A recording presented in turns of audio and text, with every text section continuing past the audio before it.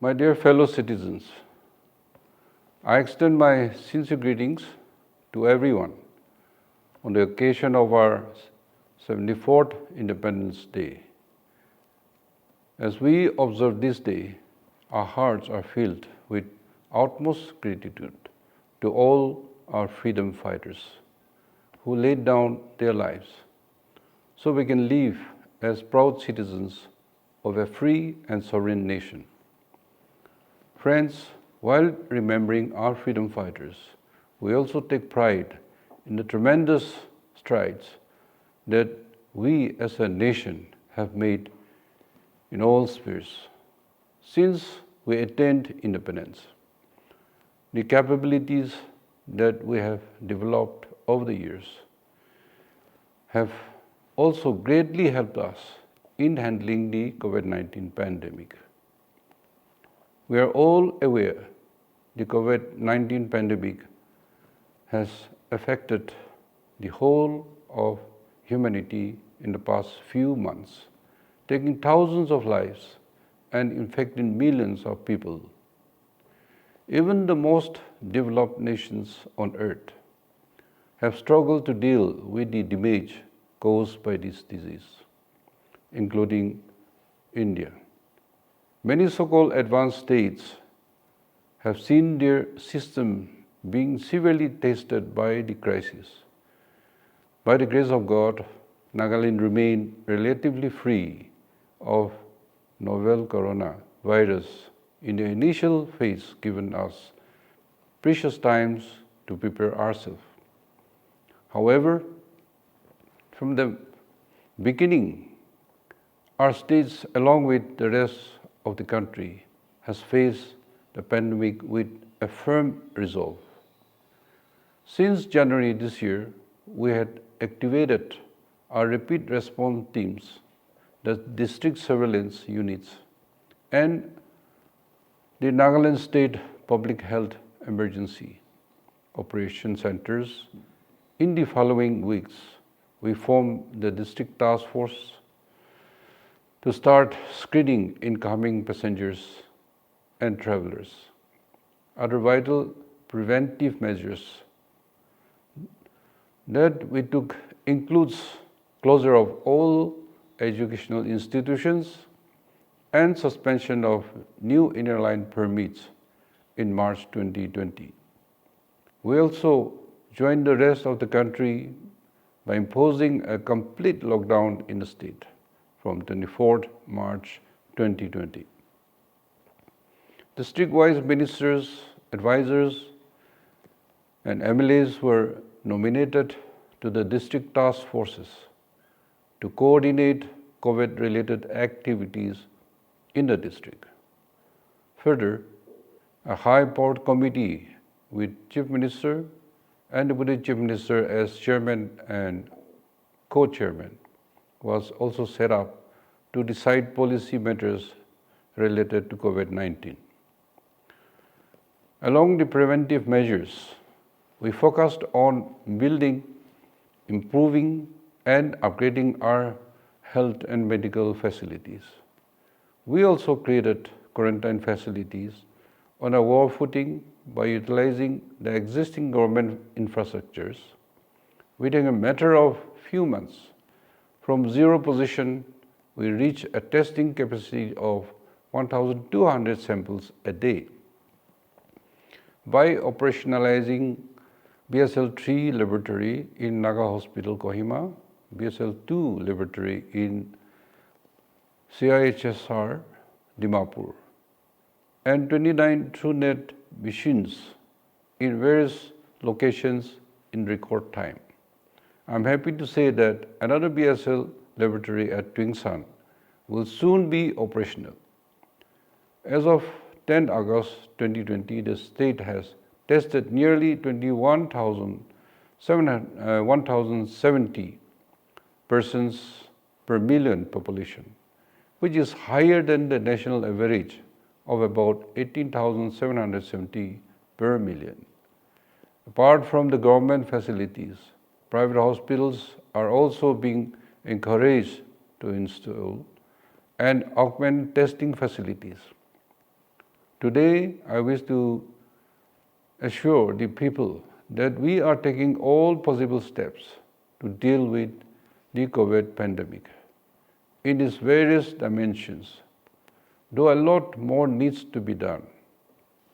The state medical authorities have designated all the district hospitals, NHAK, Ayush Hospital Chedema, and TB Hospital Mokokchung as COVID hospitals. All the district hospitals have set up ICU facilities with adequate ventilators for proper care of serious ill patients. We have also set up COVID care centers to deal with any spikes in positive cases. Side by side, government and private health and medical facilities are being made available for our medical needs of other illnesses as well. I'm happy to say that we have adequate availability of PPEs, masks, medicines, ambulances, and oxygen to deal with this crisis. The state government has also substantially augmented the human resources in the health sector by creating a total of 390 new posts, which include 120 allopathic doctors, 3 junior dental surgeons, 11 Ayush medical officers, 6 research scientists, 221 staff nurses, 6 laboratory technicians, 10 ECG technicians, and 13 OT technicians. Friends, another major challenge posed by COVID-19 pandemic was the distress and hardships it brought to our people staying outside the state. But quickly responded to this challenge. The state government provided immediate cash assistance to 21,797 people. The lockdown measures also brought distress to the stranded daily wage earners and laborers from within the state as well as of other states. Working here, the state government worked hard to alleviate their problems and provided food, dry rations to 2,14,020 such needy people. We also arranged trains and buses to transport 4,500 migrant workers back to their states. Since increasing economic stress compelled many people stranded outside the state, contemplated returning home, the state government quickly provided a one-time estimate of rupees 10,000 to help 16,135 needy people who opted to stay back. Many others stranded persons of our state, however, opted to return, and the state government arranged special trains and buses for bringing back thousands of our people from all over the country.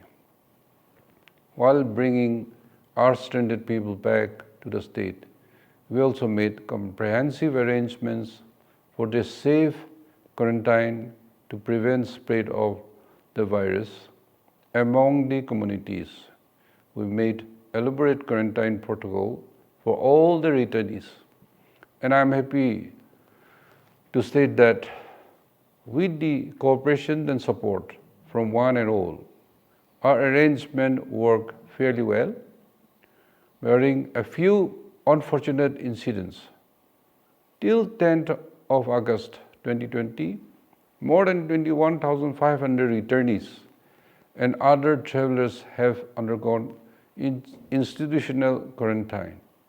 We thank our doctors, nurses, other frontline workers, district administration, police, municipal authorities, and SDMA and workers of other essential service departments for their tireless services under very challenging circumstances. We also thank our church leaders, mass-based organizations, NGOs, and countless volunteers for rendering human services during this unprecedented crisis. Friends, while we continue to combat COVID-19 with all the resources at our disposal, we also remain fully conscious of the need for an early and honorable settlement of the Naga political issue. Since the conclusion of talks between Government of India and all the Naga political groups on 31st of October 2019, the people are optimistic of an early solution.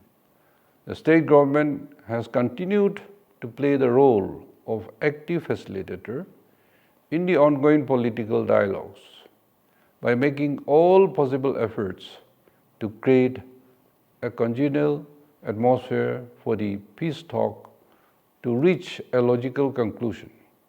The state government has carried out consultations with all sections of society, including tribal hohos, mass-based organizations, church leaders, NGOs, and all other stakeholders.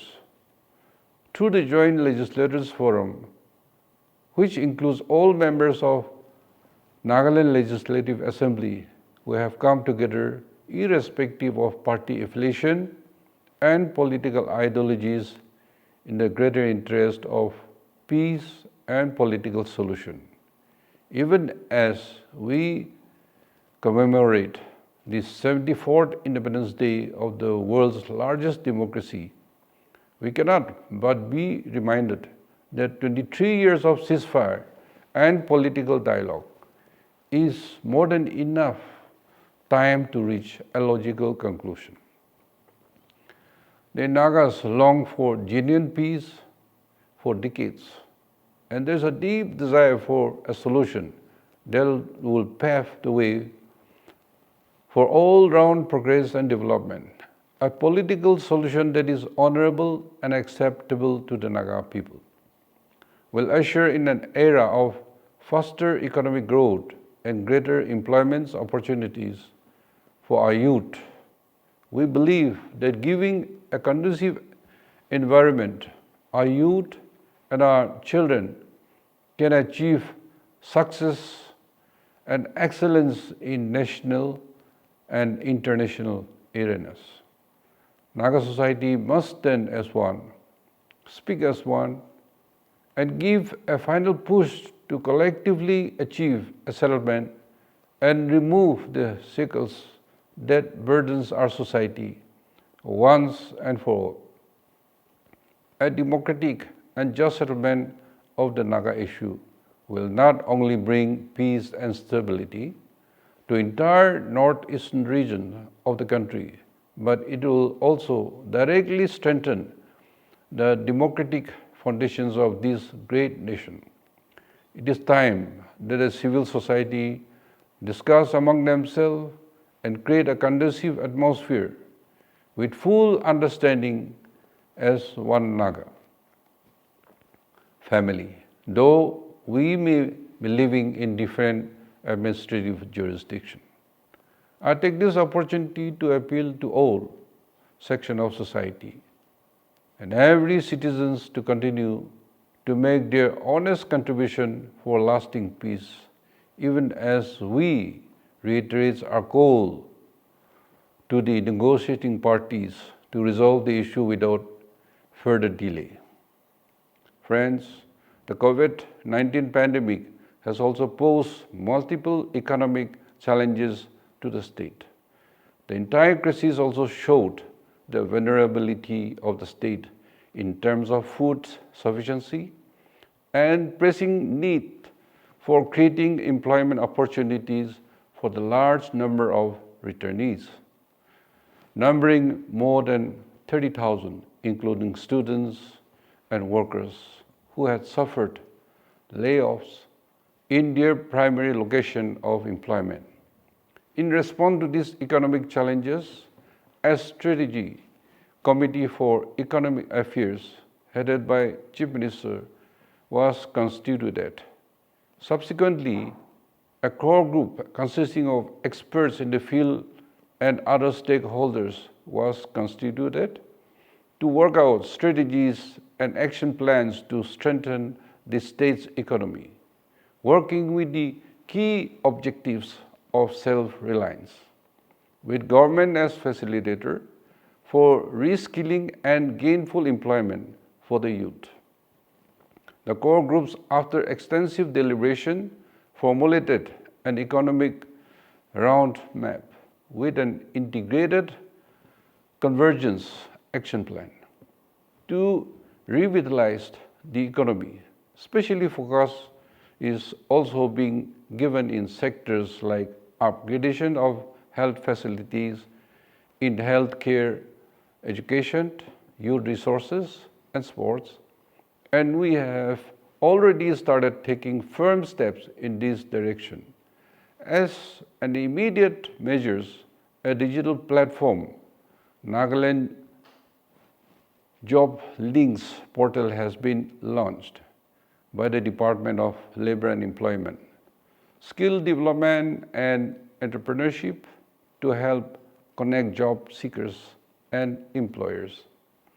For placement in the private sector, along with this, an e-commerce platform, namely Yellow Chain, developed by the Investment and Development Authorities of Nagaland, IDEN, has just been launched. This will empower traders by providing them an opportunity to carry on with their business. The tourism industry is an important part of the state economy that provides a large number of jobs to our citizens.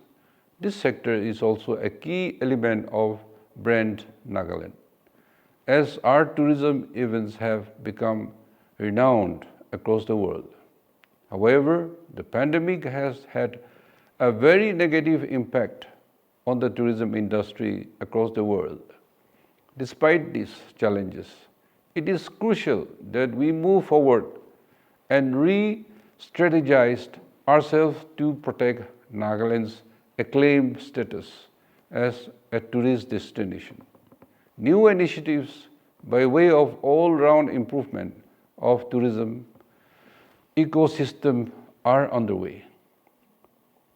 Through measures like strengthening of human resources, improvement of infrastructure, upgradation to digital platforms capacity building, and redrawing of tourism strategies in order to maintain continuity, we have also decided to organize the flagship event of Hornbill Festival this year. With a few modifications, the Department of Rural Development has also responded to COVID-19 pandemic by giving job cards under NGNR EGA to people, including returnees willing to work and earn. Further, 50% of grant in aid to VDBs amounting to rupees 17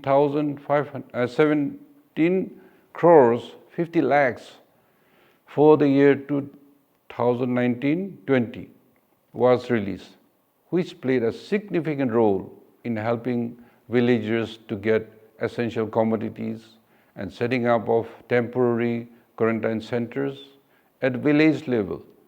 During this period, the Agri and Allied Department, amidst the COVID-19 pandemic lockdown, have responded progressively by scaling up efforts so as to evade any farm and consumer crisis with a view to curb our dependency on imports. A special drive focused on the theme, grow more, produce more, earn more, is being promoted. To further boost development activities in the district, especially in health care and agri and allied sector, an amount of 30 crores has been released to the district under local area development programs. In the backdrop of COVID-19 lockdown, forcing people to remain confined to their homes, the Department of School Education has come out with innovative education programs which are being aired on the electronic media such as teleradio, online education, online valuation portal, teachers app, and continuous learning and monitoring portal. These initiatives ensure that children continue learning even under these difficult times. And this proves that our dedicated efforts can bring about a paradigm shift in the quality of education, especially in the government schools. The state hosted the 9th edition of the Northeast Dr. T. Au Trophy 2020 in January at IG Stadium, Kohima. Mizoram was placed in the first place, Sikkim runners-up, and Nagaland team was placed in third position. The Task Force for Music and Arts, TAFMA, launched the Sunshine Orchestra Nagaland chapter in collaboration with Dr.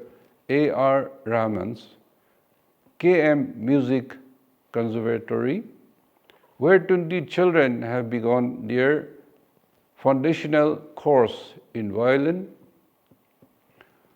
The Hornbill Music Festival of Nagaland and the Russia's VVox Festival also joins hand as festival partners to explore avenues and platforms for the exchange of music, art, and culture. This collaboration brings together two great nations under the platform of two world-class festivals. The partnership with VROX will not only further boost Hornbill brand, but also provide the stakeholders of the music and arts industry to aspire towards their dreams and ambitions.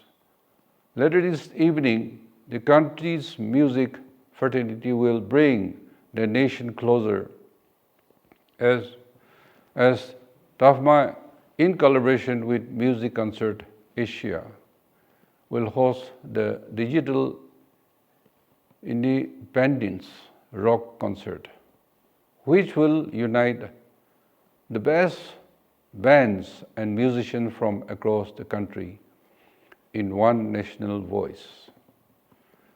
As regards the law and order situation in the state, it has remained by and large normal and under control.